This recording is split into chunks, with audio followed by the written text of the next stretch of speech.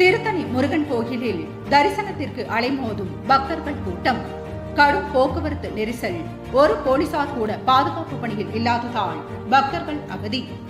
திருவள்ளூர் மாவட்டம் திருத்தணி சுப்பிரமணிய சுவாமி திருக்கோயில் முருகப்பெருமானின் பிரசித்தி பெற்ற 5ஆம் படை திருக்கோயில் ஆகும்.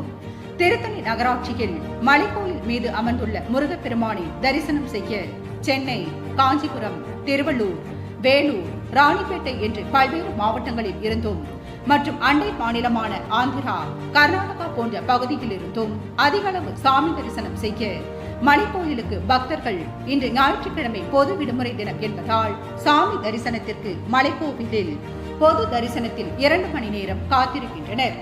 இப்படி அதிக அளவு பக்தர்கள் சாமி தரிசனத்திற்கு குவிந்துள்ளதால் மலைக்கோவில் முதல் மலை அடிவாரம் வரை கடும் போக்குவரத்து நெரிசல் ஏற்பட்டுள்ளது.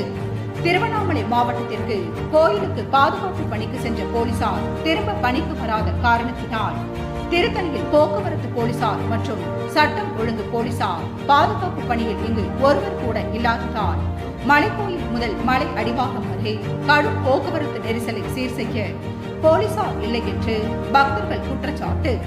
இதனால் கடும் போக்குவரத்து நெரிசல் ஏற்பட்டு வாகன ஓட்டிகள், முருக பக்தர்கள் கடும் அவதி அடைந்தனர்.